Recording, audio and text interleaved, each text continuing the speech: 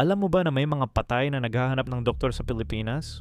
Sa mga ospital sa buong bansa, may mga pasyenteng pumasok na parang normal lang. May pulso, sumasagot sa tanong, naglalakad mag-isa.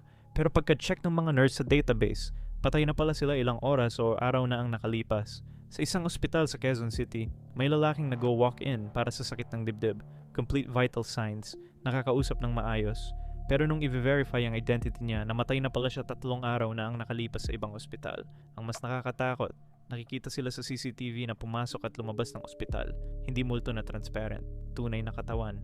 Sabi ng mga doktor, parang hinahanap nila yung medical care na hindi nila natanggap nung buhay pa sila.